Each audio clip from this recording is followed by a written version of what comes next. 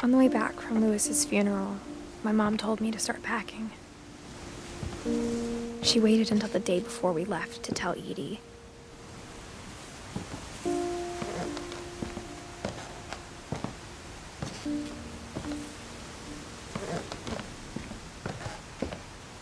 I'm not sure if she wanted to make it easier or harder.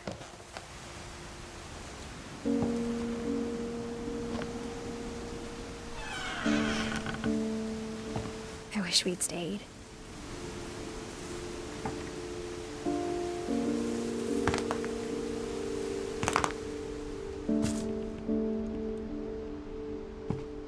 But I understand why we left.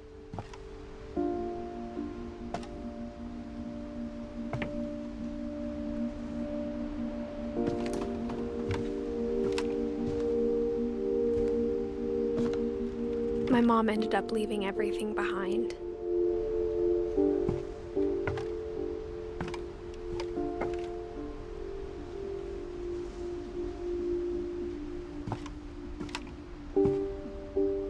What happened that night had been coming for a long time. Maybe it should have come sooner.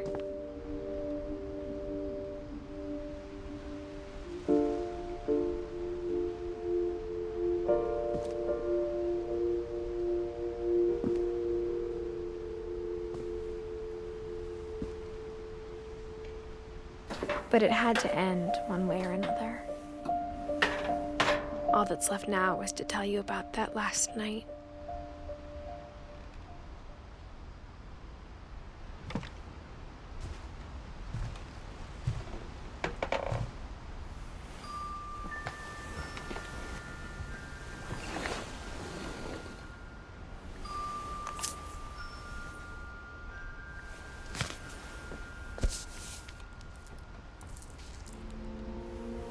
That whole last day, Edie just watched us pack and didn't say a word. Until supper, when she raised her glass and said, "To our final night together, and all our final nights apart." Grandma, you know what I said about alcohol. Some of your medications are very Edith, specific. I left a present for you in the hallway. Why don't you go open it? The grown-ups have to argue now. I'm sorry, you're right. We're all leaving tomorrow. Let's just enjoy our last... I'm not leaving. Edith, you're excused.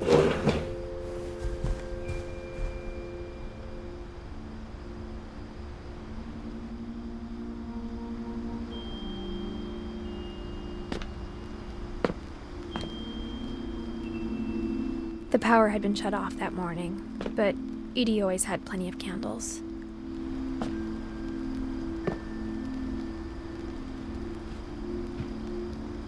When my mom sealed the library, I don't think she knew about the other entrance.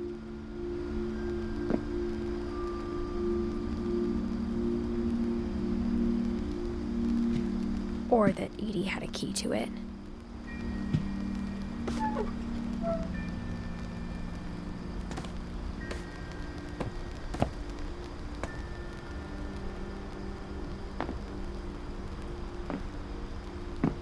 That thing you're afraid of isn't going to end when you leave the house.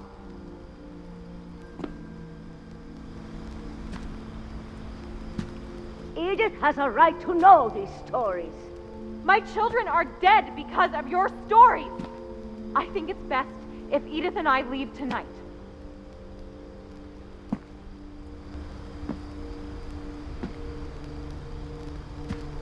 We'll have the nursing home send a van for you in the morning, okay?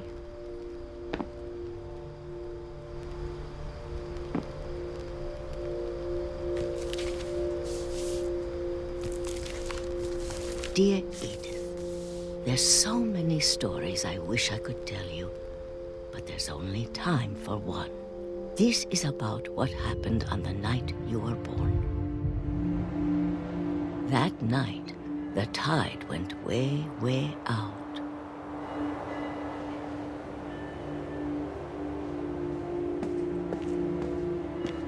It was the first and last time I ever saw the old house aground.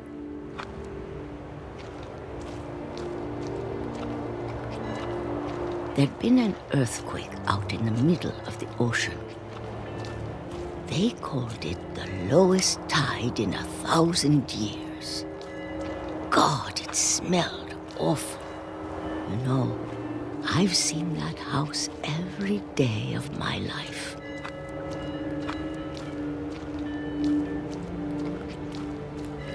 But I never thought I'd go back to it.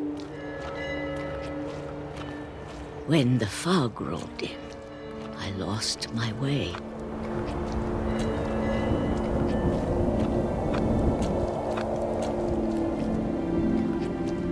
I got turned around.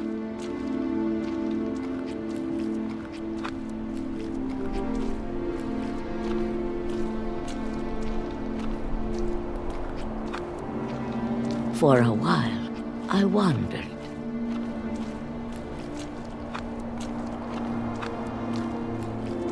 I started seeing things.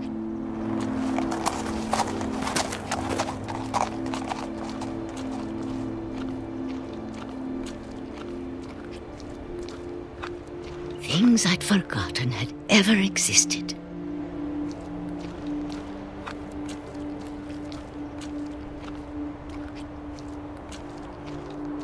But when I saw them, they felt like old friends. That night, a lot of things came back to me. Or maybe I came back to them.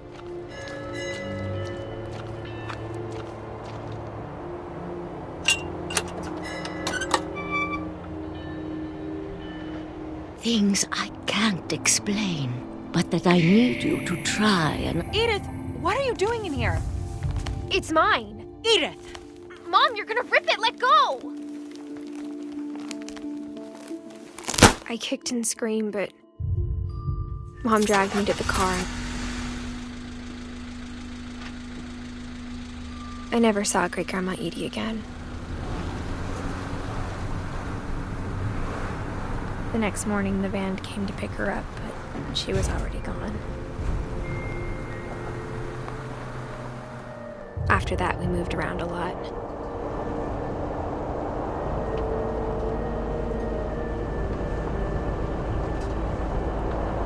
We both tried to make the best of it.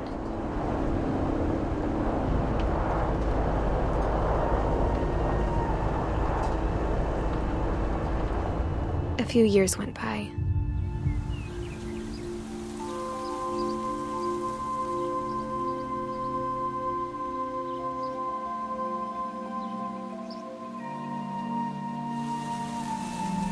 My mom didn't like to talk about it. But she started getting sick a lot. The rest happened pretty quickly.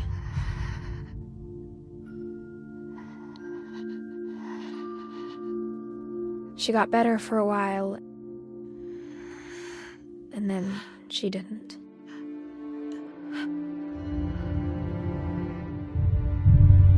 And then I was alone.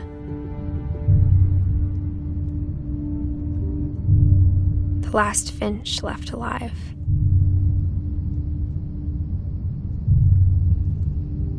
Until I found out about you. I'm still not sure what to tell you about all this. If we lived forever, maybe we'd have time to understand things. But as it is, I think the best we can do is try to open our eyes and appreciate how strange and brief all of this is.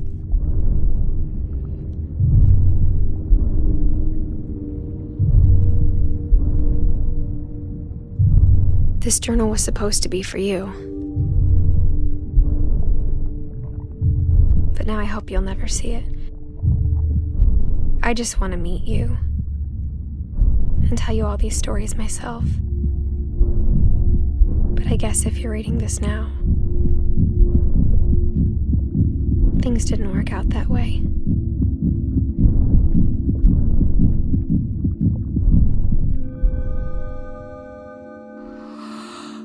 This is where your story begins. I'm sorry I won't be there to see it. It's a lot to ask, but I don't want you to be sad that I'm gone. I want you to be amazed that any of us ever had a chance to be here at all. Good luck.